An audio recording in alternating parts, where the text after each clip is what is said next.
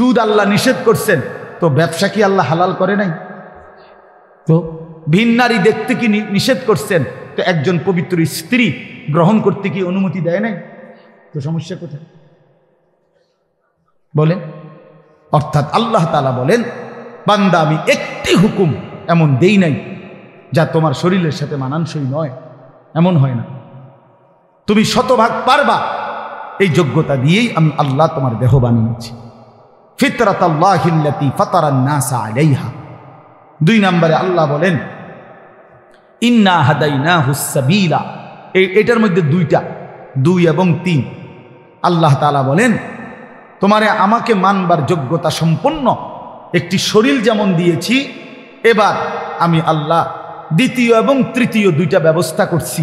একটা হলো তোমারে বুঝাইবার জন্য 24 ঘন্টা আমি আল্লাহ এক জামানা নবী রসুল, এরপরে নবী রসুলদের পরবর্তীতে ওলামায়ে কেরাম সর্বযুগে তোমার সামনে রাখছি, যারা তোমার আখিরাতের রাস্তা, পরীক্ষায় উত্তীর্ণের রাস্তা, জান্নাতের রাস্তা বুঝায় দিবে, বলে দিবে। এমন উপযুক্ত রাহবার, পথ প্রদর্শক, এমন উপযুক্ত আলেমে দিন আমি আল্লাহ তোমার জন্য রেখেছি। বলে এখানে একজন বয়স্ক লোক বলেন, আজ থেকে 30 বছর আগে, 50 বছর আগে আপনি শুনছেন যে 1 বছর এরম হয়েছে, সকালে উঠটা মানুষে দেখছে যে দেশে কোনো হুজুর নাই? 1990 সালে এরকম একবার হয়েছে। হ্যাঁ, কথা বলেন, 1986 সালে একবার এরকম হয়েছে নাকি? এমন ঘটনা ঘটছে কখনো? না, ঘটে নাই। এমন ঘটনা ঘটে নাই। আল্লাহ তাআলা তার জমিনে তার প্রতিটি বান্দাকে বুঝাবার জন্য উপযুক্ত আলেমে দ্বীন এই জমিনের মধ্যে রেখেছেন। 3 নাম্বার হলো আল্লাহ তাআলা বলেন, আমি বুঝবার জন্য তোমার সামনে 24 ঘন্টা সর্বসময় আমার আসমানি কিতাব কোরআন তোমার সামনে রেখেছি। তাইলে তোমারে মানবার মতো যোগ্যতা সম্পন্ন একটা শরীর দিছি, তোমারে বুঝাইয়া বলার জন্য নবী রসুল এবং ওলামায়ে কেরাম দিয়েছি, তোমারে বুঝবার জন্য কিতাব দিয়েছি, এরপরেও বান্দা কেন পারলাম? কি উত্তর দিবেন তখন? বলেন ভাই, বলেন বাপ, কি জবাব হবে তখন আমাদের? আমরা কি বলবো তখন? 2টা প্রশ্ন আল্লাহ এবং রসুল হাসরের ময়দানে করবে। একটা হলো দুনিয়াতেই করছে আল্লাহ, এটা কোরআনে আছে, ফাবি আইয়ি হাদিসিন বাদাহু ইউমিনুন। আমি নিয়মিত বলি এ কথাটা, কোরআন শরীফে আছে, আল্লাহ বলছেন, বান্দা আমি 23 বছরে 30 পারা কোরআন নাজিল করেছি। আমি আল্লাহ আমার সর্বশ্রেষ্ঠ কালাম তোমাদের জন্য দিয়েছিলাম। আমি এক একটা কথা বান্দা বারবার এই কোরআনের মধ্যে বলছি, আকিমুসসালাহ, আকিমুসসালাহ, আকিমুসসালাহ, আকিমুসসালাহ। বান্দা তুমি জানো আমি 80 বারের চাইতে বেশি তোমারে বলছি নামাজ পড়ো, নামাজ পড়ো, নামাজ পড়ো, নামাজ পড়ো। এত শ্রেষ্ঠতম কিতাব বললাম, 30 পারা কোরআন দিলাম, এতবার বললাম। আল্লাহ জানতে চাইছে কোরআনে, বান্দা এরপরে আর কোন কথা বললে, এর চাইতে দামি আর কোন কিতাব দিলে তুই নাফরমান আমার কথা মানতি? এই বেনামাজি বেঈমান, আর কোন আল্লাহ বললে, আর কতবার বললে কোরআনের চাইতে দামি আর কোন কিতাব নাজিল করলে তুই নাফরমান সেজদা দিতি? বলেন, আল্লাহ জানতে চাইছে কোরআন যে আমি আর কি বললে, আমি আর কেমনে বললে বান্দা, আমি আর কতবার বললে বান্দা আমারে মানতা? হায় ওফ! কোরআনুল কারীমের মধ্যে মোট 89 বার, 8, 9, 89 বার এই কথাটা আছে, ইয়া আইয়ুহাল্লাযীনা আমানু, হে ঈমানদারগণ, হে ঈমানদারগণ, হে ঈমানদারগণ। বিশ্বাস করে 89 বার আল্লাহ ডাকছে, হে আমার ঈমানদারগণ, হে আমার বান্দা, ওই আও না। এতবার বললেন, আর কতবার বললে আমরা আল্লাহকে সেজদা দিতাম? বলেন ভাই আমার ছেলেরা, বলো বাবা, আর কতদিন বললে ফজরের নামাজ পড়তা? খোদার 365 দিনে কোনো দিন ফজরের নামাজ পড়ো না, একদিনও না। তুমি মানুষের বাচ্চা, তুমি মুসলমানের বাচ্চা, কোন মার ঘরে জন্ম নিয়েছ? নাফরমান, কোনোদিন মালিকের কথা মনে পড়ল না? ভোরের আলো কোনোদিন দেখলা না? সুবহে সাদিক কোনোদিন দেখলা না? কোনোদিন ভোরের আলো দেখলা না? আহ, এ কেমন হয় মানুষ? মুসলমান, ওই যে দেখেন, ওই অপদার্থ দেখেন, দেখছেন? হ্যাঁ, এটাই জিন্দেগি।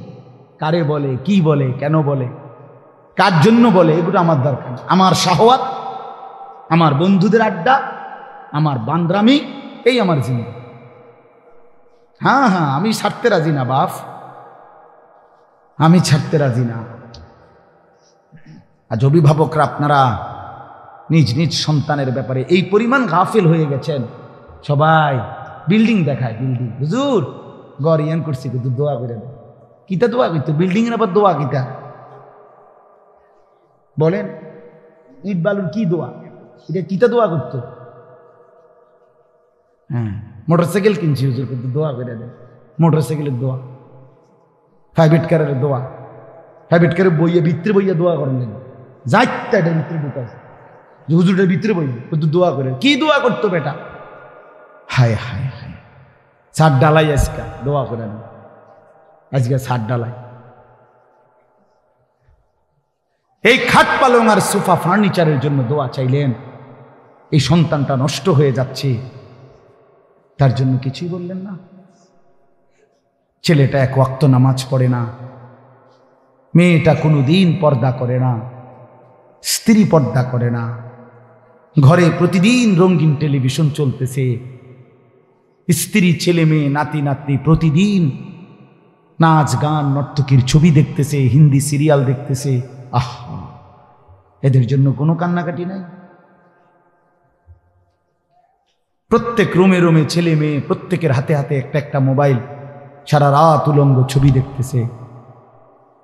কার জন্য ছাদ ডালাই দিতেছেন? এই নাফরমানের জন্য? এই সোফা কার জন্য বানাইলেন? এই খাট কার জন্য বানাইলেন? এই হাইওয়ানদের জন্য, যারা একটা সেজদা দেয় না, সারা রাত উলঙ্গ ছবি দেখে, কোনদিন ফজরের নামাজ পড়ে না, যে এই হাইওয়ান, এই চতুষ্পদ জন্তুর জন্য ঘর বানাইলেন? আফসুসের ব্যাপার, আফসুস। আমার রীতিমতো আশ্চর্য লাগে এটা। নিজেরা চলতে ফিরতে তো দেখি এটা, কি পরিমাণ বিরক্ত হই মাঝে মাঝে। কি কয় কয় ঘরের লেগে দোয়া করতো, বিল্ডিং এর লেগে দোয়া, ছাদের লেগে, প্রাইভেট কারের লেগে, মোটর সাইকেল, প্রায় তো আমার ঘরে জ্বালাতন করে, বুঝছেন না কথা? এগুলোর লেগে তো। সেদিন বাংলাদেশের একজন বড় বুজুর্গ আলেম আছে, হযরত মাওলানা আবুল বাশার মোহাম্মদ সাইফুল ইসলাম, অনেক বড় আল্লাহওয়ালা একজন আলেম। উনি একটা সুন্দর কথা বলছে, হে ব্যবসায়ী ভাই, তোমার ব্যবসার বরকতের জন্য, ব্যবসার লাভের জন্য তাবিজ তালাশ করতে কত হুজুরের কাছে গেলা, একটা তাবিজ দেন হুজুর, কিছু একটা ঝুলাইয়া রাখতাম দোকানে, যাতে করে ব্যবসায় রুটি রুজিতে বরকত হয়। কিন্তু ব্যবসাটা হালাল না হারাম, আমার এই পদ্ধতিটা হুজুর, এটা জানবার জন্য কোনো আলেমের কাছে একবারও গেলা না? বুঝেন নাই কথা? তাবিজের লেগে তো অনেকবার গেলা, কিন্তু হালাল হারামের জন্য। হ্যাঁ, কোম্পানির মাল বেচছে 6 মাস, এখন কই আপনি? এখন কোম্পানি কি দিছে? বিশেষ অফার দিছে, 60 জন 70 জন নারী পুরুষ সবাই মিলে ট্যুরে গেছে। বাহ, কোম্পানির থেকে দিছে। উনি কোম্পানির থেকে বেড়াবেড়ির লগে ঘুরতেছে। এটা শরীয়ত সম্মত? এটা জিগাইলেন না কাউরে? এটা হালাল না হারাম জিজ্ঞাসা করলেন না? হ্যাঁ, লোডার লগে যে বদনা ফিরি লইলেন, বালতির লগে যে জগ ফিরি লইলেন, এটা জিগাইলেন না হুজুর? হুজুর, এটা হালাল না হারাম? কথা বুঝেন নাই আমার? এটা জিজ্ঞাসা করা দরকার ছিল না? এটা জানা দরকার না? না না না, তাবিজ দেন, তাবিজ। যদি 13টা তাবিজ হুজুর, 13টা দেন। কত করে হাদিয়া? কম 230 টাকা করে গুইনা দেন। হ্যাঁ জান, আমি 30 টাকা করে কম দেন, 200 করে দেন। 13 দুগুণে কি 2600। এই হলো জিন্দেগি আমাদের। আপনারা রাগ হয়েন না, অর্থ হলো এই কথা বুঝানো যে আমরা এইভাবে যদি নিজেদের ব্যাপারে, সন্তানের ব্যাপারে, স্ত্রী পুত্র পরিজনের আখিরাতের ব্যাপারে ভুলে যাই, এই ঘর বাড়িয়ে খাট পালং আর সোফা ফার্নিচার এগুলো দেখাইয়া আল্লাহর কসম কোনো লাভ হবে না।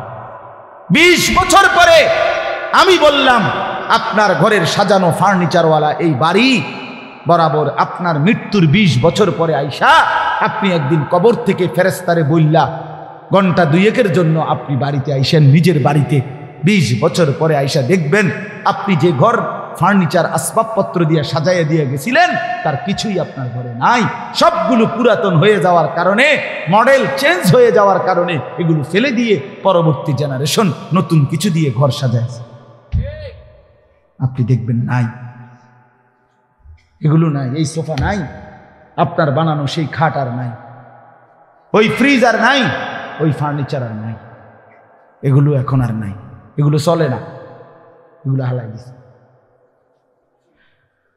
কিন্তু প্রতিটা সেজদা, প্রতিটা রুকু, প্রতিটা জিকির, প্রতিটা তিলাওয়াত, প্রতিটা টাকার দান, প্রতিটা সাদকা, আল্লাহর কসম আখিরাতে জান্নাতে ফেরেশতা ওইটার পুরস্কার একেবারে লিখিত ডকুমেন্ট সহ আপনার হাতে উঠায়। আররাফাহা ইয়ারিফুনাহা, ইয়ারিফুনাহা কোরআন শরীফে আছে। আপনারা আমি এটা বুঝাইয়ে কইতো মজা পাইবেন। আপনি বলেন একবার সুবহানাল্লাহ,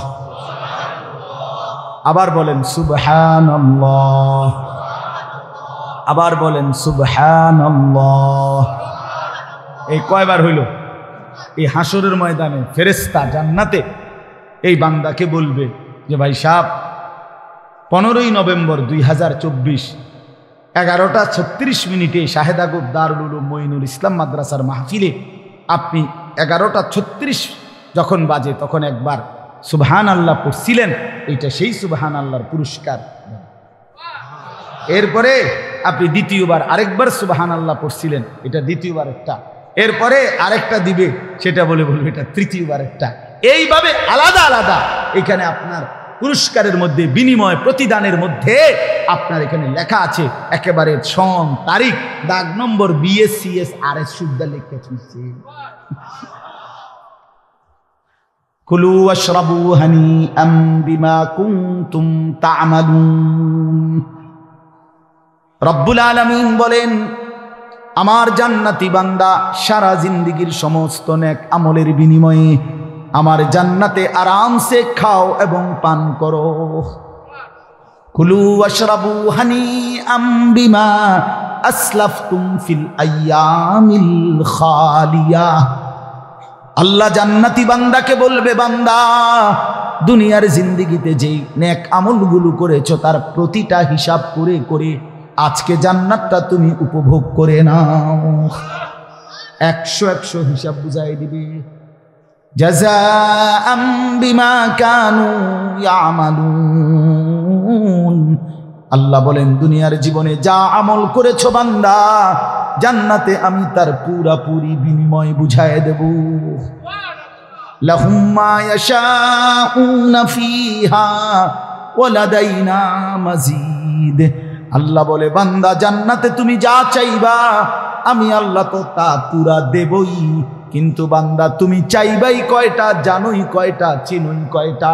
আমি আল্লাহ তোমার চাওয়া যখন শেষ হবে ওয়ালাদাইনা মাজিদ, আমি নিজের থেকেও আরো অগণিত কোটি কোটি নিয়ামত দেব। হ্যাঁ, আপনি বোকা ভাইবেন নাম করে আমরা 2-4 কলম পইরাই বুঝছি আখেরাত ঠিক আছে। ছেলেরা নিজের চালাক ভাইব না, নাফরমান চালাক হয় না। পাপী কখনো চালাক নয়, পাপী বোকা। অসভ্য কখনো চালাক হয় না, বেনামাজি কখনো চালাক হয় না, সুদখোর কখনো চালাক হয় না, হারামখোর কখনো চালাক হয় না, ঘুষখোর কখনো চালাক হয় না, গাঁজাখোর, ফেন্সিখোর, বাবাখোর, ডাইলখোর, ইয়াবাখোর, ফুট্টাখোর, মদখোর, নেশাখোর সে কোনোদিন বুদ্ধিমান হয় না। সে বোকা, আহাম্মক, বলদ বলদ বলদ, বেউকুফ। এটা বেউকুফ। বাটফার তো বাটফারে না, বাটফার চালাক হইব কেন? কথা বলেন না কেন? মনে করেন হেইতে 3টা কমলা ফসা দিয়া 1 ডজন বেচে লাইছে, 12 না ভিতরে তিনটাই ফসা। আপনি করেন মাশা আল্লাহ, সালাক দেখছেন কেমন? না না, হে সিটারে নাই, সালাক কি? কথা বলেন না কেন? হয় বাটপার, হয় চালাক হবে কেন? 100 গ্রাম গোস্ত কম দিয়া 1 কেজি বেচ চালাইছে, হে চালাক, হে বাটপার, হে সিটার। তো সিটার তো সিটারে না, হে চালাক হবে কেন? সুদখোর তো সুদ করে না, হেরে চালাক বলেন কীর্তেন আপনি? মিথ্যাবাদী তো মিথ্যাবাদী না, ওরে আপনি চালাক বলবেন কেন? কথা বলেন না কেন? এ চালাক হবে কোন যুক্তিতে? পৃথিবীর কোন অভিধানে লিখছে, কোন ডিকশনারিতে লিখছে? আমি কুমিল্লা ভিক্টোরিয়া কলেজ থেকে মাস্টার্স পাস করছি, আপনি কোন বইয়ের নাম কোন ডিকশনারিতে লিখছে চালাক তাহাকে বলে যে মিছা কথা সুন্দর করে বলতে পারে? হ্যাঁ, এটা কোথায় আছে? যে মানুষকে ধোঁকা দেয়, প্রতারণা করে, তাহাকে চালাক বলে, এটা কোন কিতাবে লিখছে? আর কিতাব থুন আপনি, বই বই কোনটাতে লিখছে ভাইয়া? পৃথিবীর কোথাও নেই। ধোঁকাবাজ ধোঁকাবাজি, প্রতারক প্রতারকই, নাফরমান নাফরমানি, এটাই তার পরিচয়, এটাই তার পরিচয়। আল্লাহ নবী সাল্লাল্লাহু আলাইহি সাল্লাম বলছেন, আল কাইয়িসু মান দানা নাফসাহু ওয়া আমিলা লিমা বা'দাল মাউত। এটাই আমি পড়ছিলাম হাদিস। নবীজি বলেন, বুদ্ধিমান চালাক সে।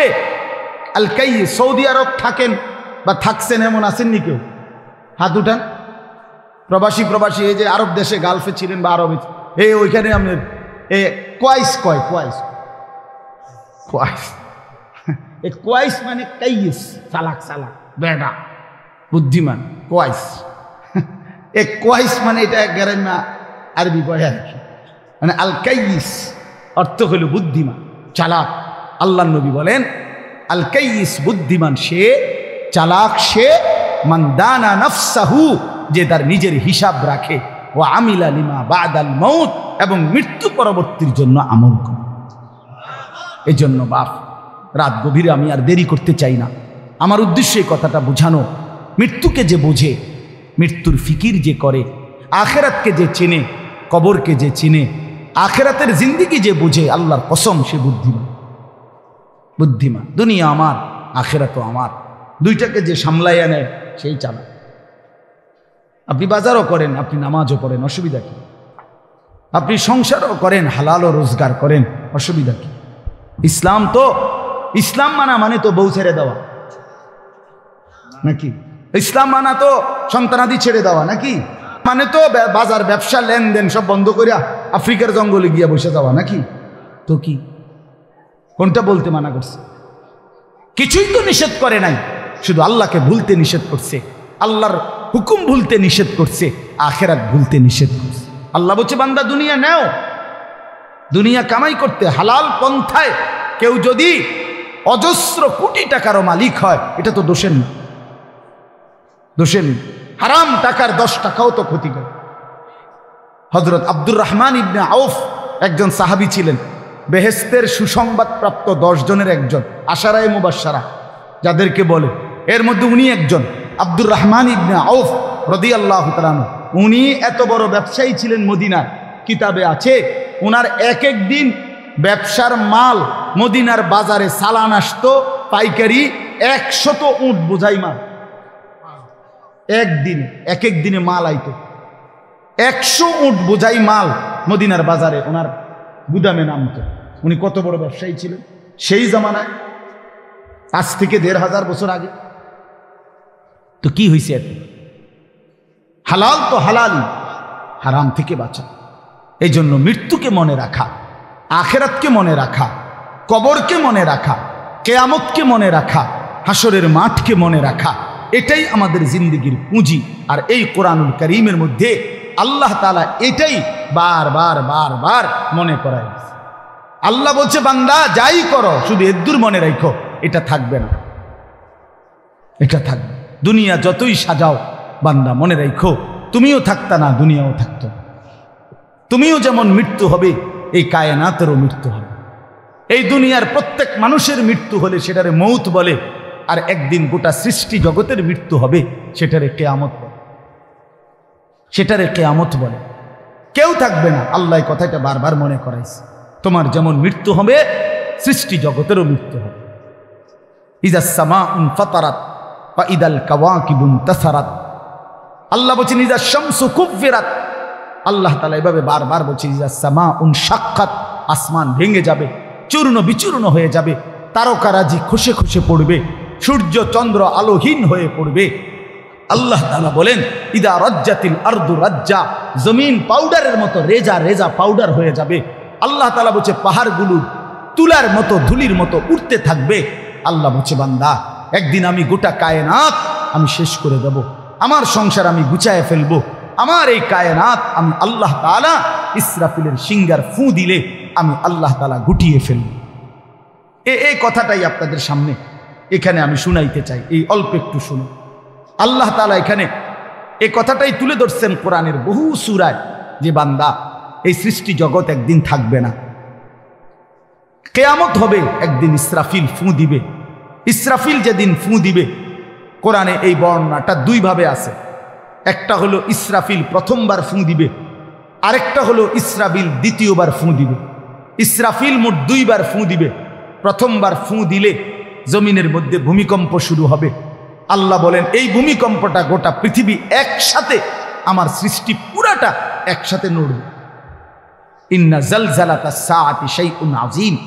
আল্লাহ বলেন বান্দা দুনিয়ায় বহু ভূমিকম্প তুমি দেখছো, তবে মনে রেখো কিয়ামতের ভূমিকম্প, ইসরাফিল ফু দিলে প্রথম যে ভূমিকম্প হবে, কিয়ামত সংঘটিত হওয়ার জন্য, গোটা সৃষ্টিটা ভেঙে চুরে যাওয়ার জন্য, সেটা হবে বড়ই ভয়ানক, সেটা বড়ই ভয়ানক।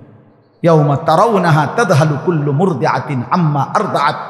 কোরআন শরীফে আছে এই প্রথম ভূমিকম্প যখন শুরু হবে জমিনে, ইসরাফিলের ফু শুরু হবে, সব কিছু যখন ভাঙতে শুরু করবে, আল্লাহ তাআলা বলেন যে মা তার দুধের বাচ্চা কোলে দুধ খাওয়াচ্ছিল, ওই মা সন্তানকে ছুঁড়ে ফেলে দিয়ে পাগলের মতো ছুটতে থাকে।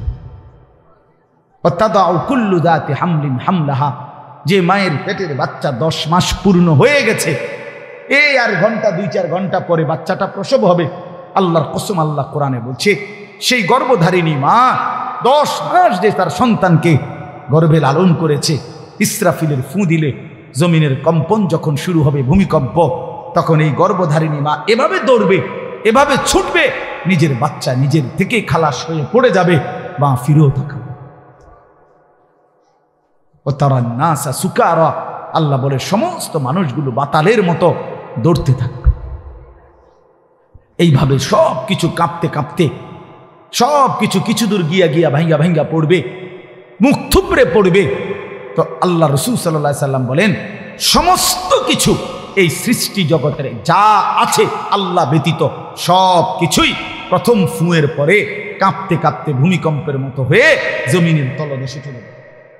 মাটির উপরে তখন একটি সুতা আর থাকবে না, আর কিছুই।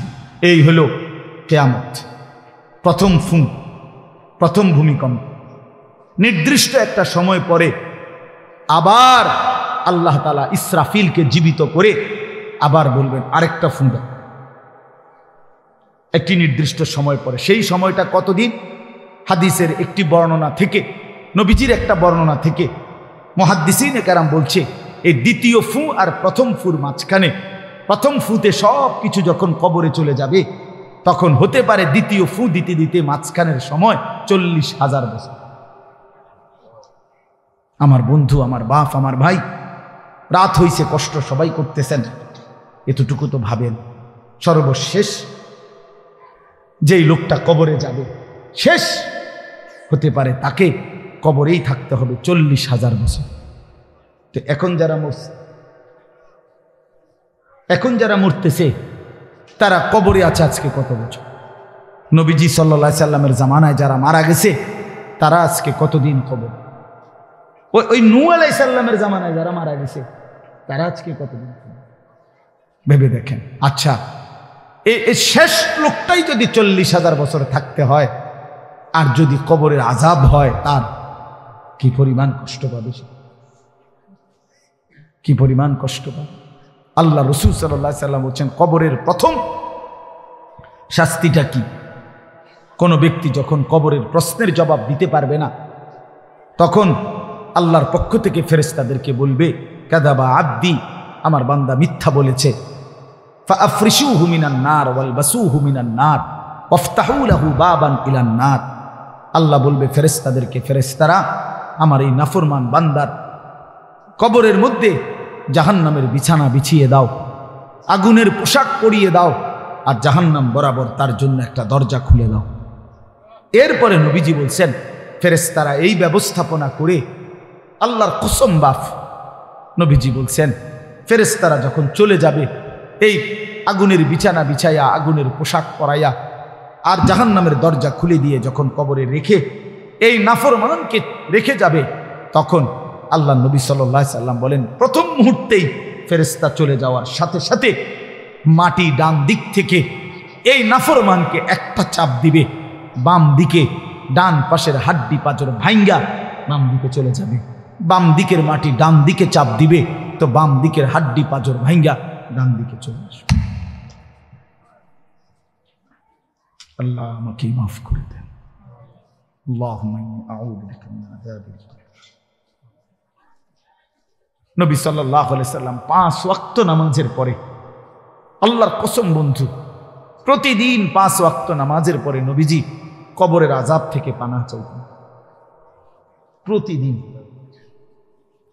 হযরত উসমান রাদিয়াল্লাহু তাআলা আনহু কবরের সামনে দাঁড়াইলে এই পরিমাণ কাঁদতেন, হাত্তা ইয়াবুল্লা লিহিয়াতাহু।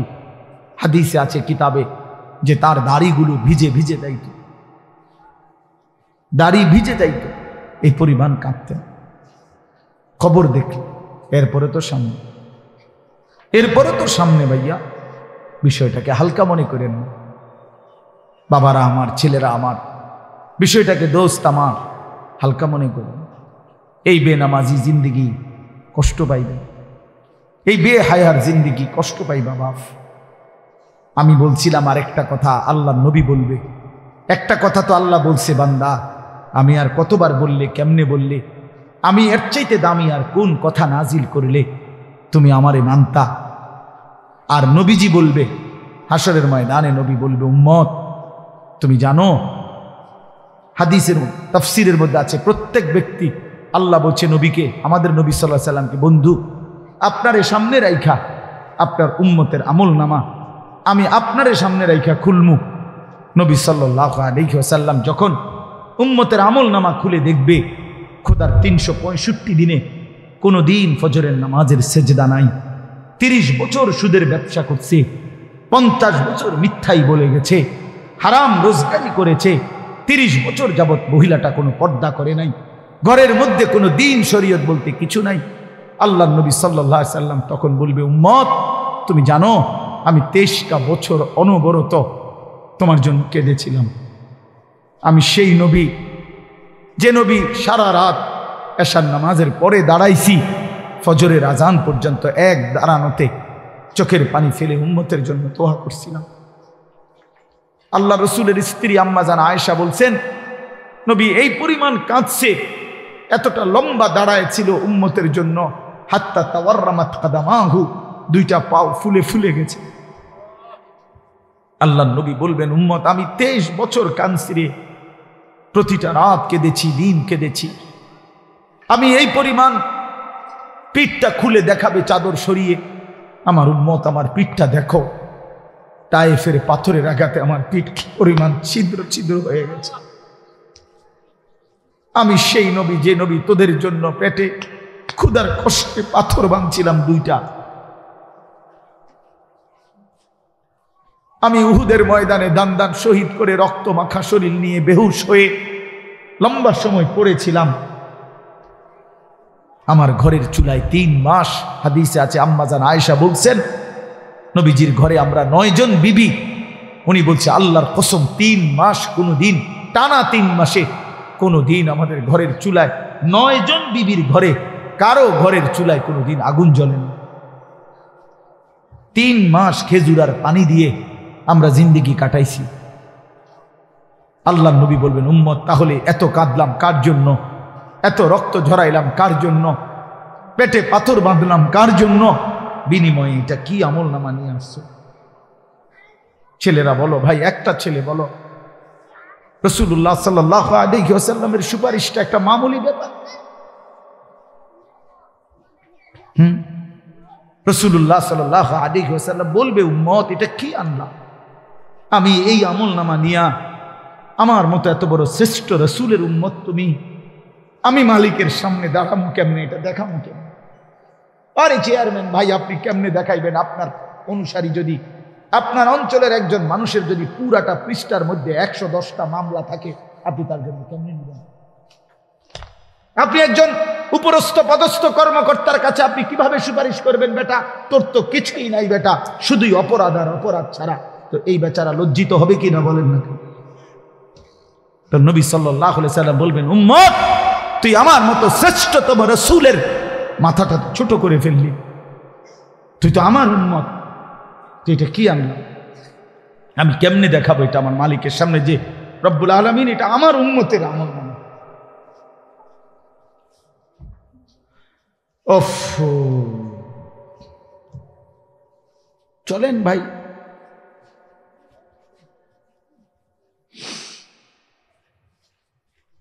এই জন্য দোস্ত আমার, বন্ধু আমার, আমি দিবানিশি এই চিৎকার চেঁচামেচি করি, এই আহাজারি আমার অনেক দিনের।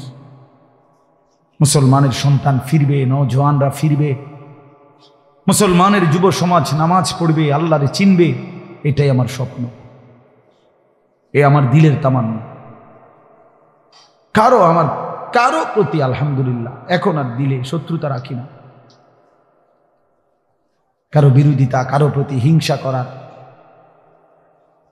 কোনো সময়ও নাই, বিশ্বাস করেন, একদম সময় নেই, সময়ই তো না। আমি জুমার নামাজ পড়াইছি ঢাকা মোহাম্মদপুর আদাবর, আমার জুমা, ওইখান থেকে আমি জুমার পরে রওনা দিয়া মাগরিবের পরে রোয়াচালা বয়ান করছি, এশার একটু পরে ওই মুসাগারা বয়ান করছি, এরপরে এখানে এসে বয়ান করছি, শুধু অজু করছি, শুধু অজু, শুধু সময় বাঁচানোর জন্য মসজিদের খানাটা খাই নাই, হোটেলে, পথের একটা হোটেলে মদনপুর পার হয়ে আইসা অল্প কয়টা ভাত খাইছি। এটা বলার উদ্দেশ্য হলো কেরামতি বুজুর্গি বুঝানো না, আল্লাহর কসম বুঝানো হইল এই কথার ফিকির যে কাউরে প্রতিপক্ষ ভাববার কোনো দরকার নেই, কোনো দরকার নেই। আল্লাহ আমাদের সবাইকে বুঝ দান করেন।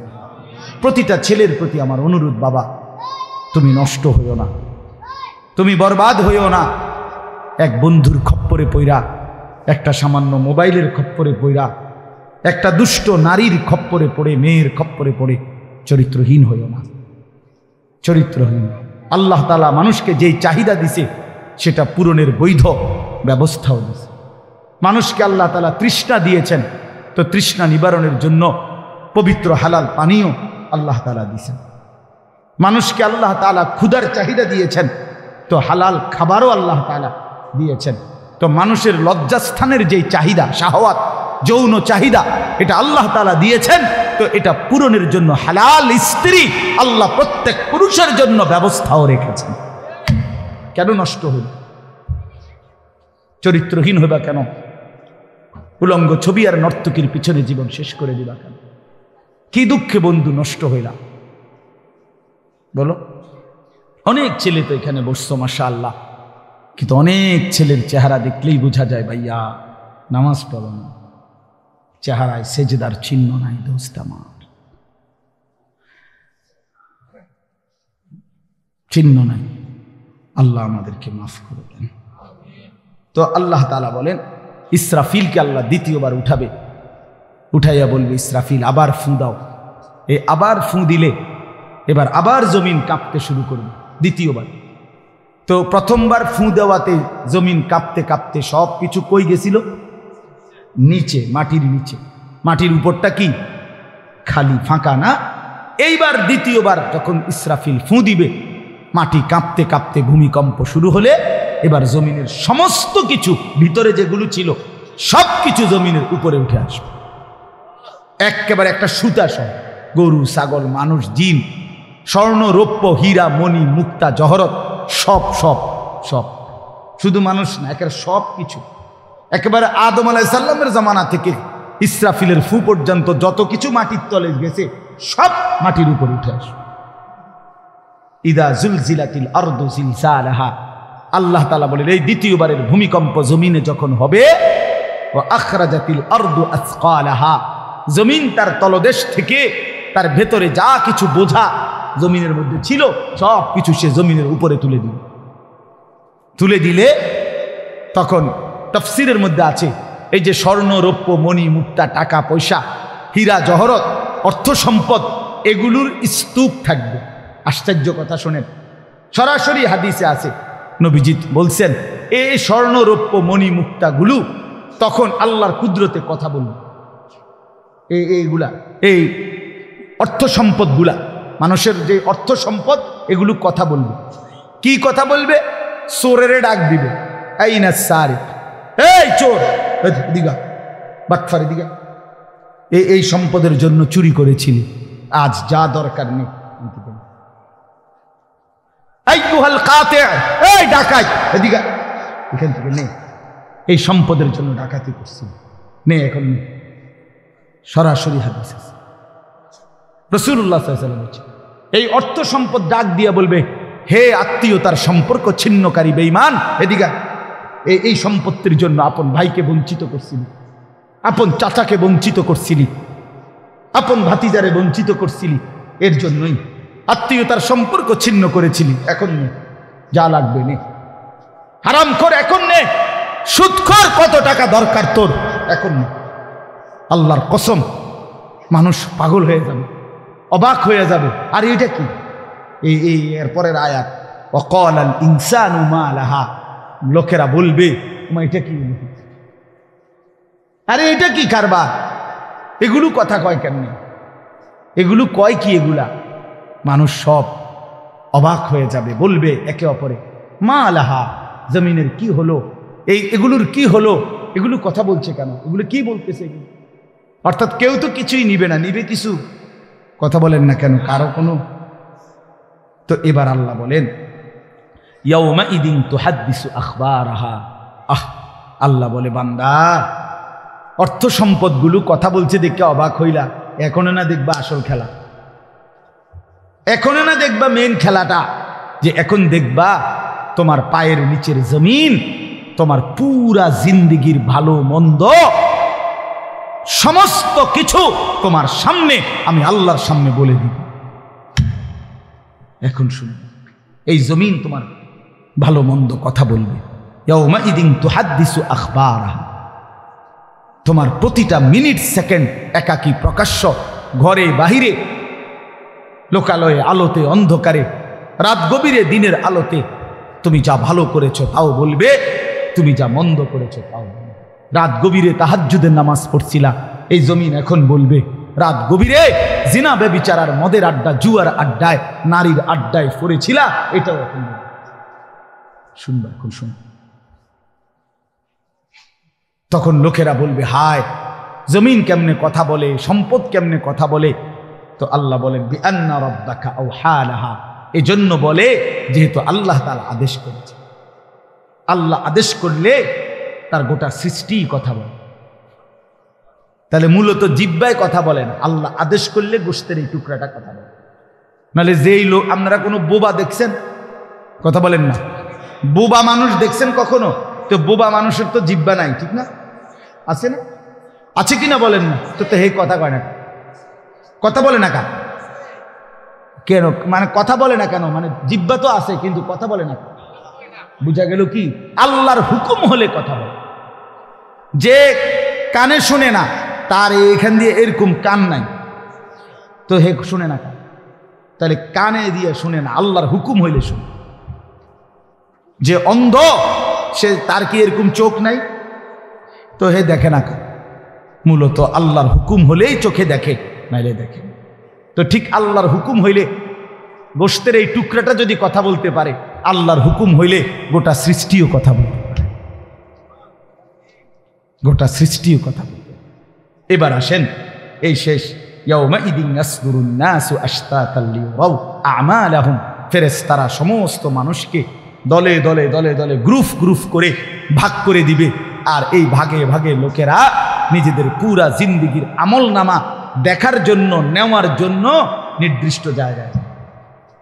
ফেরেশতারা বলবে যান সামনে যান। সামনে গেলেই আপনার আমলনামা আপনি আপনার হাতে পাবেন, আপনি পড়বেন, আপনি দেখবেন, যান ওইখানে ফাইল দিতেছে, যান সবাই যান। এই দলে দলে মানুষ যাবে। এইবার আমলনামা যখন হাতে দিবে আল্লাহ তাআলা বলেন ফামান ইয়ামাল মিসকালা যাররাতিন খায়রান ইয়ারা, এক বিন্দু ভালো যে করেছে সে তাও দেখতে পাবে। ওমান ইয়ামাল মিসকালা যাররাতিন শাররান ইয়ারা, এক বিন্দু মন্দ যে করেছে সে তাও দেখতে পাবে। প্রতি সেকেন্ড, প্রতি ঘন্টা, প্রতি মিনিট, প্রতি মুহূর্ত, প্রতি লামহা, প্রতি জাররা সে দেখে।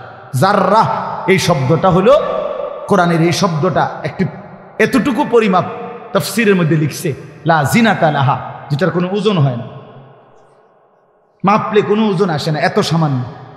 মানে এটা 100 গ্রামও না, 1 গ্রামও না, 1 গ্রামও না, 1 গ্রামের অর্ধেকও না, অর্ধেকের অর্ধেকও না। এটা অণুও না, পরমাণুও না, এটা ইলেকট্রনও না, নিউট্রনও না, প্রোটনও না, কিচ্ছু। বিজ্ঞান তো এগুলো ভাগ করছে না, ভাগ করে করে আপনার অণু থেকে পরমাণু, পরমাণুর থেকে এখন আরো ভাগ করছে। এই ইলেকট্রন, প্রোটন, নিউট্রন এগুলো ভাগ করতে করতে সূক্ষ্ম থেকে সূক্ষ্ম, সূক্ষ্ম থেকে সূক্ষ্ম বিজ্ঞান বাহির করতেছে। কিন্তু জাররা বলে যেটার কোনো ওজনে নাই, কিচ্ছু নাই, এটা এত সামান্য, মানে তুমি যেটারে কিছুই মনে করো নাই, আল্লাহ বলেন ওইটাই তুমি দেখবে, ওইটাই দেখবে। এই জন্য বাপ আমার শেষ রাত গভীরে এই কথাই, আমরা আমাদের একাকী কিংবা প্রকাশ্য, আমরা আমাদের রাত কিংবা দিন, ঘর কিংবা বাহির আড়াল করবার সুযোগ নেই। সুযোগ আছে ভাইয়া? ছেলেরা কাজেই রাতের 3টায় দুনিয়া ঘুমায়, আল্লাহ ঘুমায় না। অশ্লীল ছবি দেখো না। রাতের 3টায় মা ঘুমায়, বাবা ঘুমায়, মালিক ঘুমায় না। রাতের 3টায় মহল্লাবাসী ঘুমায়, কিন্তু আল্লাহ ঘুমায় না। আলাম ইয়ালাম বিআন্নাল্লাহা ইয়ারা, আল্লাহ বলে বান্দা তুমি জানো আমি কিন্তু সারাক্ষণ তোমাকে দেখি। কতক্ষণ? কতক্ষণ? আল্লাহ দেখেন কখন? এই জন্য আমরা প্রত্যেকে ইনশাআল্লাহ নিয়ত করি যে আমরা আমাদের আখেরাতকে ভাববো, ফিকির করব। আখেরাতের আশায় গুনাহ ছেড়ে দেন, আল্লাহর নাফরমানি ছেড়ে দেন, হালাল পথে জিন্দিগি চালান।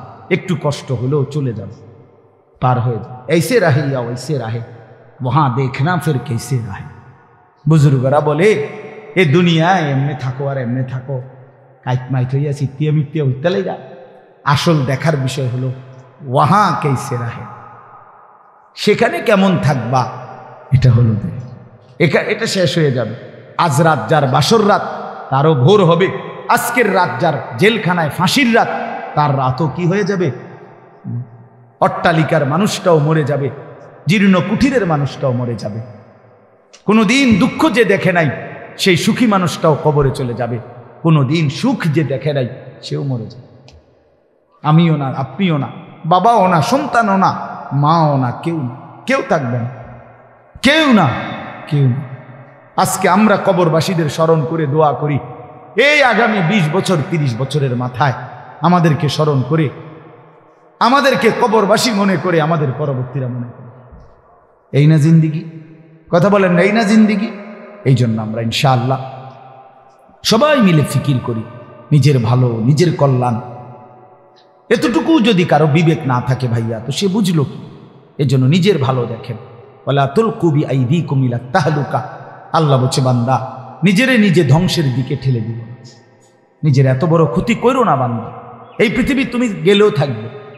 এই আমরা যারা মনে করি, হ্যাঁ, অনেক বয়স্ক মাঝ বয়সী লোক আছে, আমি থাকতে যদি আমার জি40 একটু ঘর দুয়ার জাগা জমি দলিল টলিল একটু লাইন ফাইন করে দিয়া যাইতে না পারি, আমি মরলে তারা কেমনে চলবো, কেমনে খাইবো, হেবড়া কয় চা দোয়ানে বই হবে, হেবড়া কেমনে চলবো তারা? না চাচা, আমনে মরলে আর পৃথিবীতে কামাই রোজগারি উপার্জন সব বন্ধ হয়ে যাবে। আমনেই শেষ কামলা, পৃথিবীর শেষ কামলা আমনে মরার পরে মানুষ সব আপনার জিফুত বহন খাইব, চা দিয়া বিজাই না। ভাত তরকারি তো নাই, আমনে মরলে কি আর ভাত তরকারি আগে দিচ্ছে? আমনে মরলে ইট বালু সিমেন্ট ভাত তরকারি চাল ডাল এটি পৃথিবীর থেকে ফেরেশতারা নিব। এটি কথা হইল? কোনো কথা বলেন, এটা কোনো কথা হইল? এই পৃথিবীতে আল্লাহ তাআলা যাকে হায়াত দিছেন তার জন্য রিজিকও রাখছেন। অতএব দয়া করে এই ভুল না করি। কেন সুদের টাকায়, কিস্তির টাকায়, হারামের টাকায় সন্তানকে আপনি উপার্জনের জন্য দুনিয়া, দেশে কিংবা বিদেশে কেন পাঠাইতে হবে? কে বলল আপনার? এই দায়িত্ব আপনার দিল কে? যে আমি বেটা জাহান্নামে গিয়া হইল তোরে বিদেশ পাঠান লাগবো সুদে টিয়া লইয়া, কিস্তিতে টাকা লইয়া। কেন বলেন না? এটা কোনো ইনসাফের কথা হইল? এটা পৃথিবীর কোন আইনে আছে না আল্লাহর কোন আইনে আছে? তো এটা কি? এটা হলো লুভি। লুভি আমনে এবার কলজাটা খুললা চান, এবার কলজার ভিতরে হলো লোভ। এই জন্য এবার কিস্তি লইছে, সুদ লইছে, ফুতেরে টাকার মেশিন বানাইয়া পাঠাইছে বিদেশে, যে তুই শুধু টাকা পাঠাইবি, তোর চাচা জমি বেচবো, তোর জেডায়ও জমি বেচবো, উত্তর দিকের এন্দিয়া 10 শতক বেচবো, হুঁচি টাকা রেডি রাখতে হবে। নাই তো কি? নাই তো কে বললো আপনারে হারামের মাধ্যমে আল্লাহর নাফরমানি করে স্ত্রী সন্তানের সংসার সাজাইতে? এই সংসার সাজে না, এই সংসার বরবাদ হয়। আল্লাহ তাআলা আমাদেরকে বুঝ দান করেন। চলেন হালালের উপরে চলি, আল্লাহকে রাজি খুশি করে চলি, 5 ওয়াক্ত নামাজের মাধ্যমে জিন্দেগি কাটাই। বলেন আলহামদুলিল্লাহ। আজকের এই মাহফিল আল্লাহ কবুল করেন, মাদ্রাসা আল্লাহ কবুল করেন। এতদিনের প্রাচীন মাদ্রাসা, এই মাদ্রাসার সাথে আমরাও প্রতি বছর সম্পৃক্ত থাকি, আসি, ভালোবাসি, মহব্বত করি। আল্লাহ তাআলা আপনাদের সবার ভালোবাসায় মাদ্রাসাটাকে কিয়ামত পর্যন্তের জন্য কায়েম করে দেন। যেই আল্লাহ তাআলা আপনাদেরকে আফিয়ত দান করেন, আপনারাও মাদ্রাসাকে ভালোবাসবেন। সমস্ত বাবা ভাই সব সময় মাদ্রাসায় দান করেন, মাদ্রাসায় দান করেন।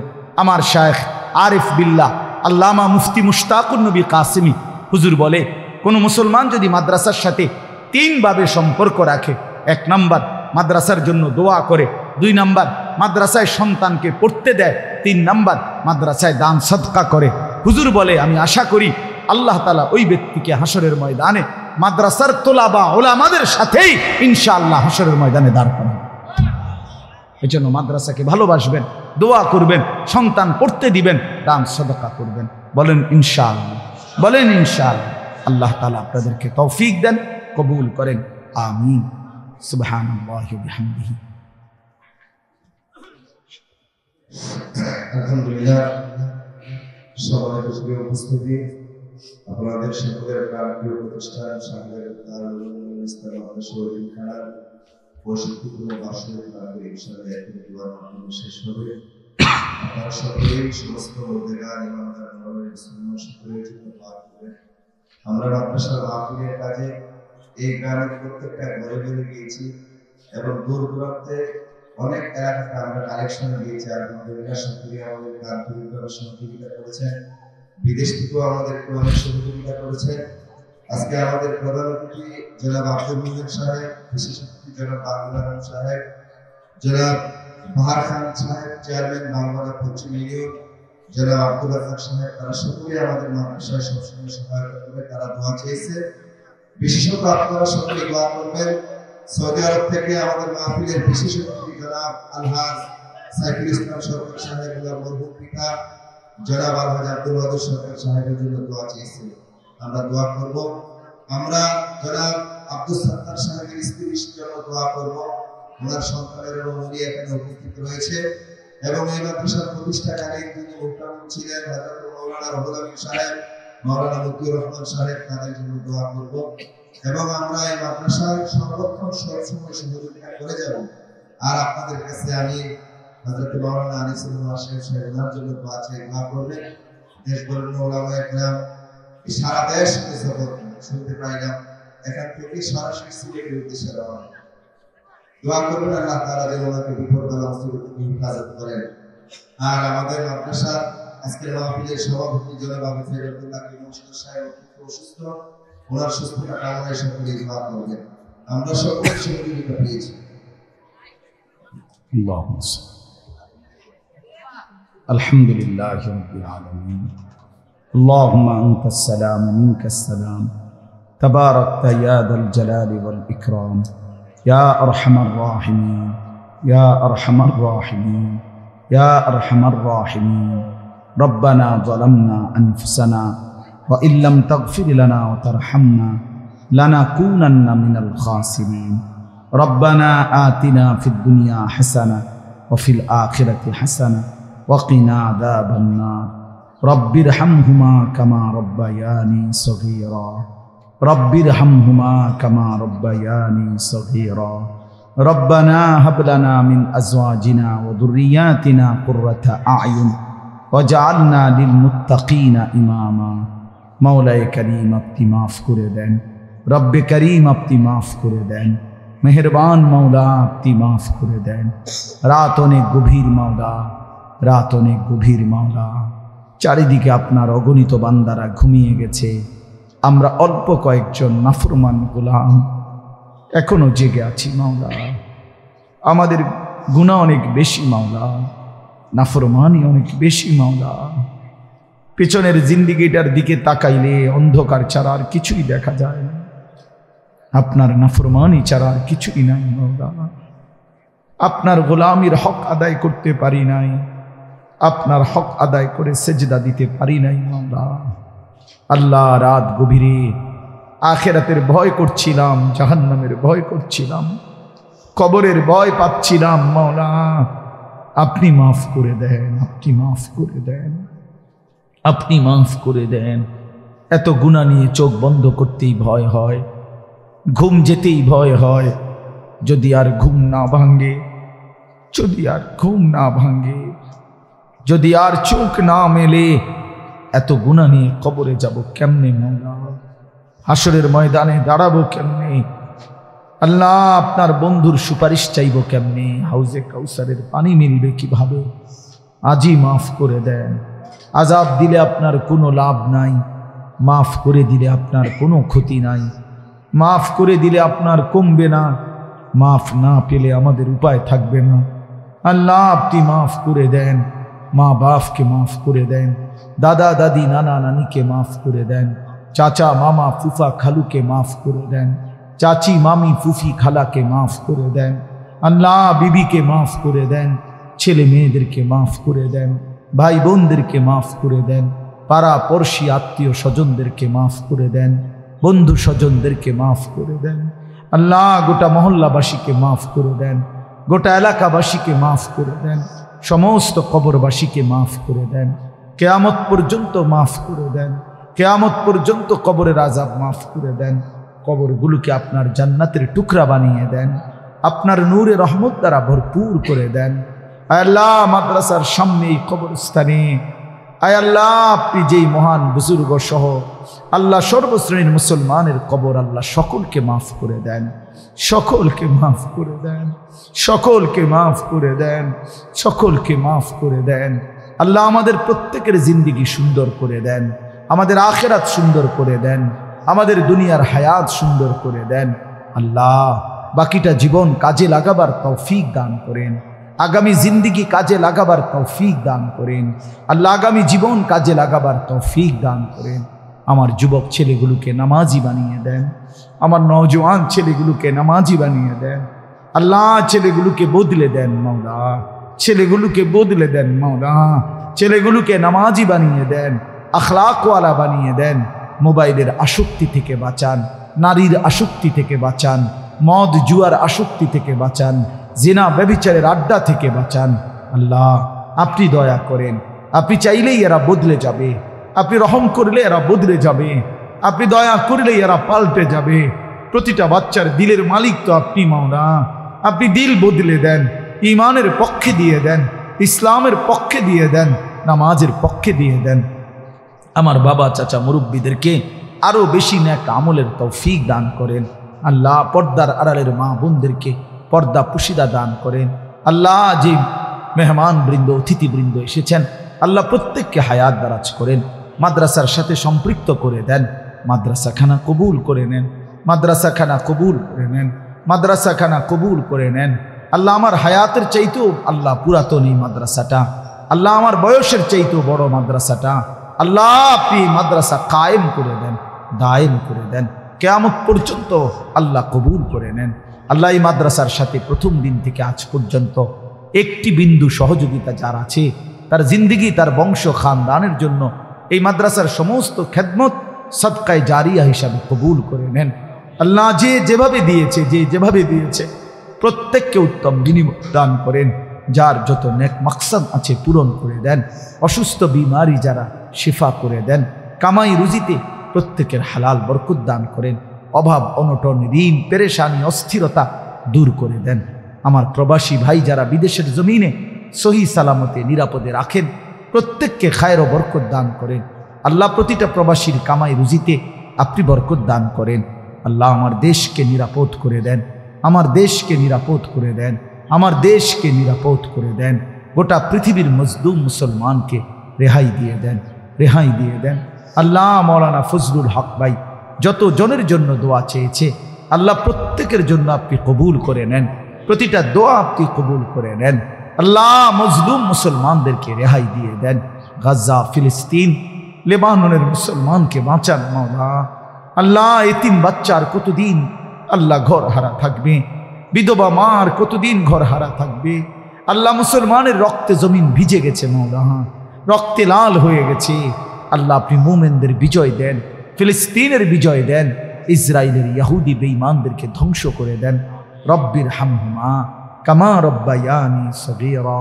ওয়া সাল্লাল্লাহু তাআলা আলা খায়রি খালকিহি মুহাম্মাদিন ওয়া আলিহি ওয়া আসহাবিহি আজমাইন। সুবহান রাব্বিকা রাব্বিল ইজ্জাতি আম্মা ইয়াসিফুন ওয়া সালামুন আলাল মুরসালিন ওয়ালহামদুলিল্লাহি রাব্বিল আলামিন।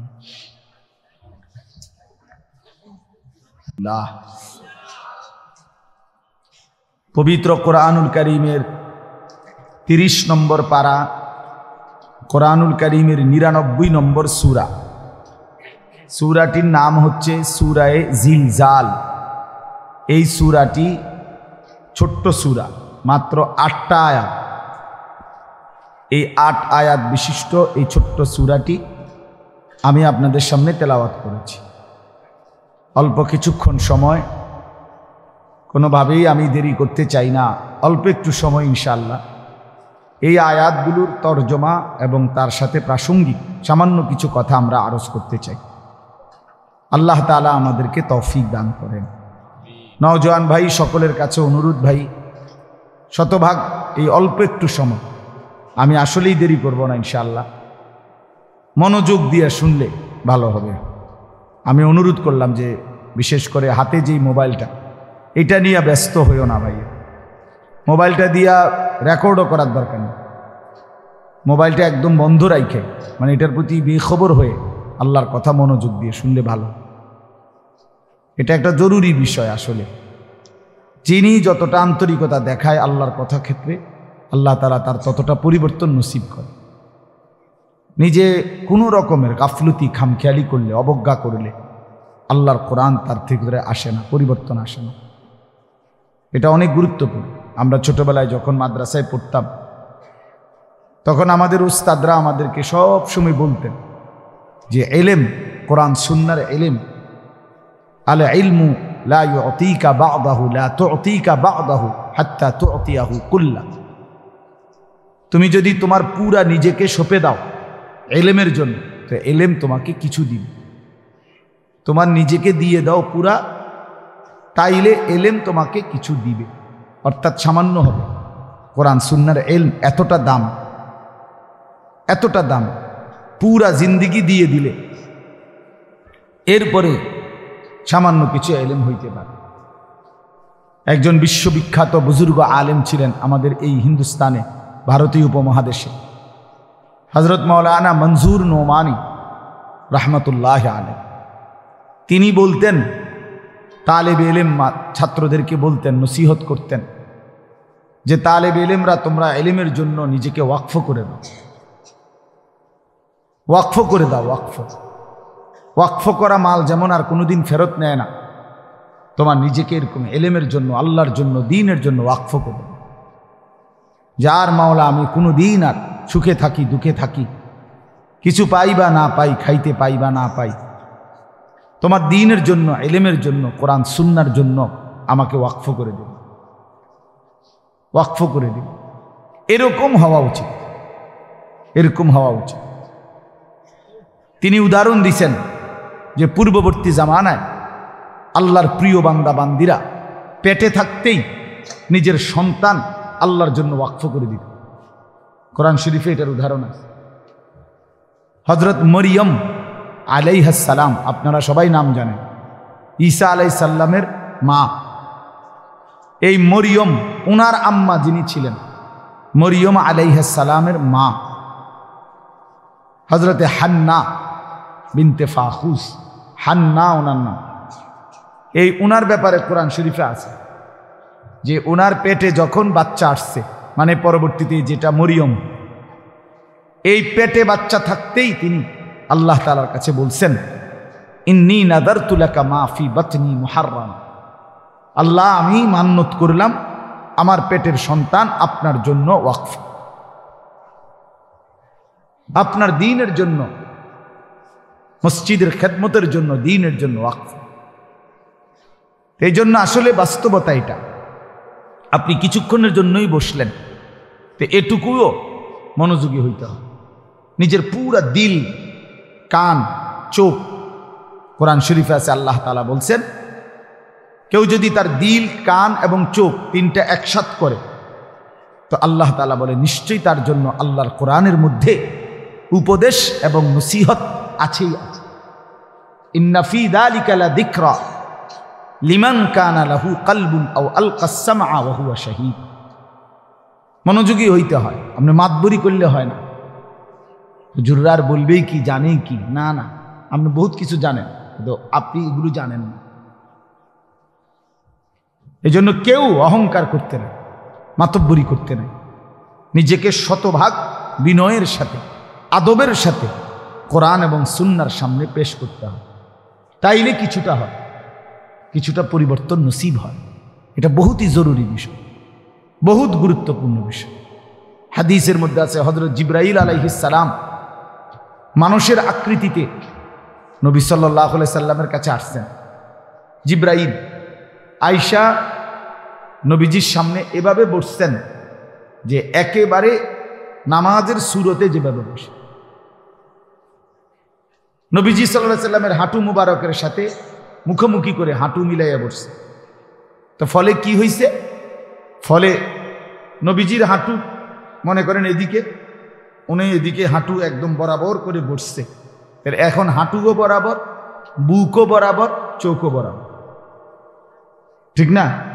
আমরা দুইজন যদি এরকম মুখোমুখি বসি, উনি আমার দিকে, আমি ওনার দিকে, একদম হাঁটু বরাবর করে, তাহলে দুইজনের দিল, বুক, চোখ, পুরা চাহনি সব বরাবর। এরপরে তিনি আল্লাহ নবী সাল্লাল্লাহু আলাইহি সাল্লামের কাছে জানতে চাইছেন, মাল ঈমান, ইয়া রাসূলুল্লাহ ঈমান কি? নবীজি উত্তর দিছেন। মাল ইসলাম, ইসলাম কি? নবীজি উত্তর দিছেন। মাল ইহসান, ইহসান কি? নবীজি উত্তর দিছেন। মাতাস সাআ, কিয়ামত কখন হবে? নবীজি বলছেন তুমিও জানো না, আমিও জানি না। বলছেন ওমা আমারাতুহা, কিছু আলামত বলেন, কিয়ামতের চিহ্ন বলেন। তো নবীজি উত্তর দিছেন। এরপরে জিবরাইল আলাইহিস সালাম চলে গেছেন। আল্লাহ নবী সাহাবীদেরকে বলছেন হাযা জিবরাইল, এই যে মানুষের আকৃতিতে এতক্ষণ বসা ছিল, এই জিবরাইল। ইউআল্লিমুকুম দীনাকুম, তোমাদের দ্বীন তোমরা কিভাবে গ্রহণ করবা, তোমরা কিভাবে দ্বীন শিখবা, এর পুরা প্র্যাকটিক্যাল নমুনা এই মাত্র জিবরাইল তোমাদেরকে দেখায় দেখায়। এই জন্য বাপ, এটা খুব জরুরি বিষয়। এই মসজিদে কিছু মানুষ আছে, ইমাম সাহেব জুমার নামাজের বয়ান করে, উনি কোনো পাত্তাই দেন, উনি এটারে কোনো বিষয়ই মনে করেন, কোনো বিষয়ই মনে করেন।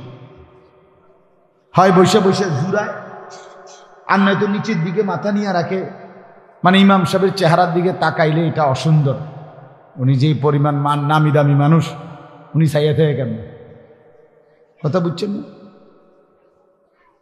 এই জাতীয় মানসিকতার কারণে যেমন ছিল তেমনই থেকে যায়। হারাম আর ছোটে না, আল্লাহর নাফরমানি আর জীবন থেকে ছোটে না, আল্লাহর অবাধ্যতা আর ছোটে না। এই জন্য জরুরি এটা বিষয়, শতভাগ মনোযোগী হইতে হয়। এটা আজকের জন্য না, আমি প্রত্যেক দিন বয়ানে প্রতিটা বয়ানে এই কথা কিছুক্ষণ হলেও বলি। কোরআন শরীফ আছে, আল্লাহ তাআলা বলেন ওয়াহদি ইলাইহি মান ইউনীব, যে আল্লাহর দিকে একটু ঝুঁকে আসে আল্লাহ বলেন আমি তার চাইতে এগিয়ে হেদায়েত দিয়ে দিই। কিন্তু শর্ত হলো তুমি একটু আগাইতে হবে, তুমি আসবা। আল্লাহ বলছেন হাদিসে কুদসিতে, বান্দা তুমি আমার দিকে আসবা 1 বিঘত, আমি আসবো 1 হাত। তুমি আসবা 1 হাত, আমি আসবো 2 হাত। তুমি আসবা হাঁটতে হাঁটতে, আমি রহমত মাগফিরাত নিয়ে আসবো দৌড়তে দৌড়তে।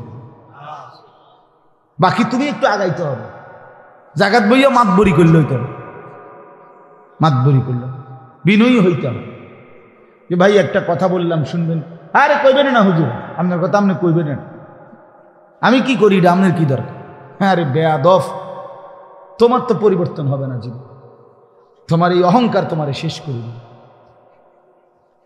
তোমার এই অভদ্রতা তোমারে শেষ করে দিবে। এজন্য এটা জরুরি বিষয়। আমাদের ছেলেগুলো মসজিদের বয়ান শোনে না, জুমার নামাজের দিন আসে যদিও এই পিছনে বৈশা শুধু খোসাখুচি, ধাক্কা ধাক্কি, ঠেলাঠেলি,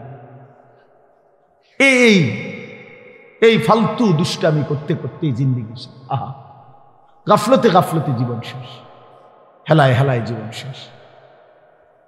এই এক অসভ্য জিন্দিগি, জানেও না কি শুন, কেন আসছে, কোত্থেকে আসছে, কে তারে পাঠাইলো, কেন পাঠাইলো, কিচ্ছু মনে, কিচ্ছু মনে।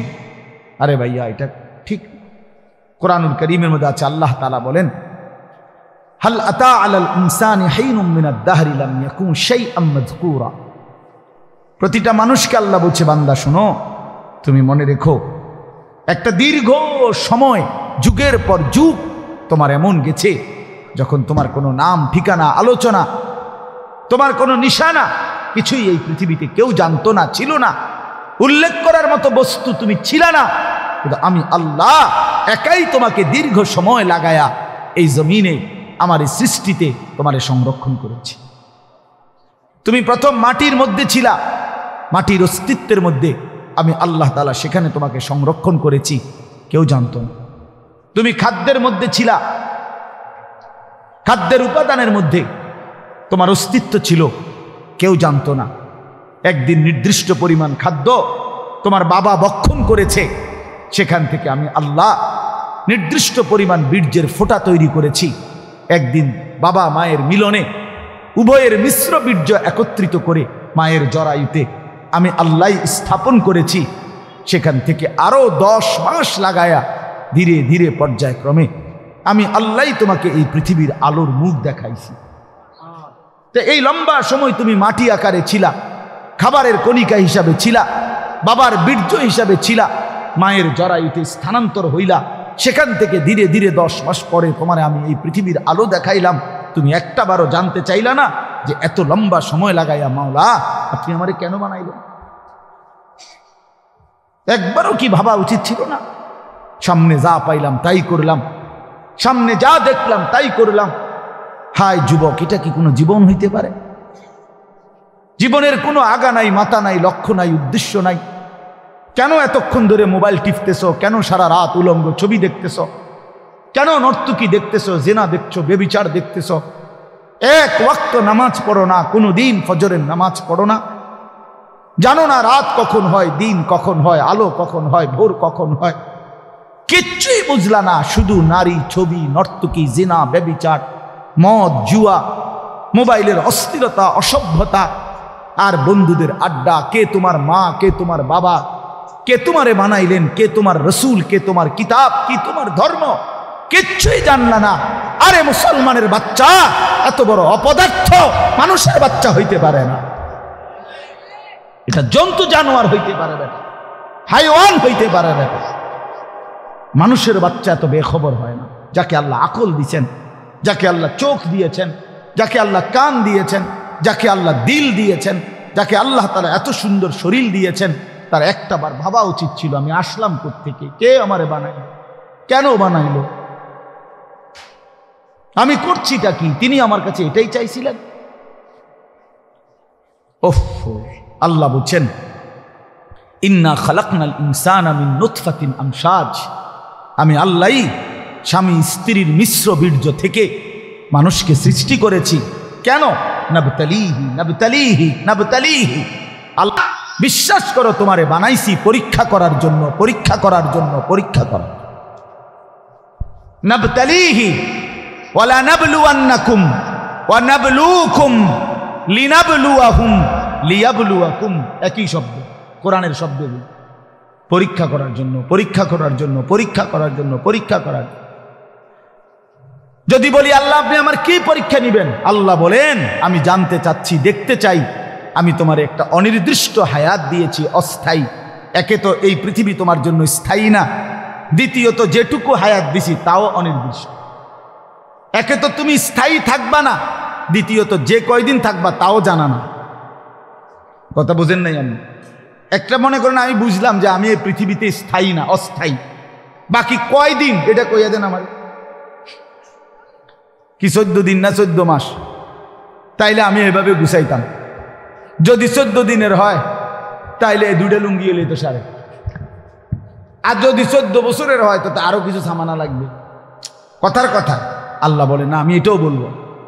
কতদিন থাকবো, থাকতে দিব তোমারে তাও জানাবো না, তাও জানাবো না, আমি জানি শুধু। তাহলে একটি অস্থায়ী জায়গায় অনির্দিষ্ট কিছু সময়ের জন্য আল্লাহ বলেন আমি তোমাকে থাকতে দিছি পরীক্ষা করতে, তুমি কি স্থায়ী ঠিকানা জান্নাতে যেতে চাও নাকি জাহান্নামে যেতে চাও? এই পরীক্ষার জন্য, এই পরীক্ষার জন্য। এবার যদি বলি আল্লাহ আমি যাতে পরীক্ষায় পাশ করতে পারি, আমার জন্য আপনি কি ব্যবস্থাপনা দিছেন, কি কি ব্যবস্থাপনা দিছেন? তো আল্লাহ তাআলা বলেন 3টি ব্যবস্থা আমি 24 ঘন্টা তোমার জন্য দিছি। কয়টা বলেন না ভাই, কয়টা? 1 নাম্বার হলো ফাজআলনাহু সামিআন বাসীরা। আমি আল্লাহ তাআলা তোমাকে আমাকে মানার মতো যতগুলো হুকুম আমি করেছি, যতগুলো নিষেধ আমি করেছি, প্রতিটা হুকুম পালন করার, প্রতিটা নিষেধ বর্জন করার আমি আল্লাহ শতভাগ যোগ্যতা সম্পন্ন একটি শরীর, দেহ আমি আল্লাহই তোমার দিয়েছি। একটা হুকুম এমন নাই বন্ধু যেটা আমার শরীরের মধ্যে সক্ষমতা নাই, অথচ আল্লাহ করতে বলছে। এমন একটা গুনাহ নিষেধ এমন নাই যেটা আমার পক্ষে বিরত থাকা সম্ভবই না, অথচ আল্লাহ আমার এটা থেকে বিরত থাকতে বলছেন।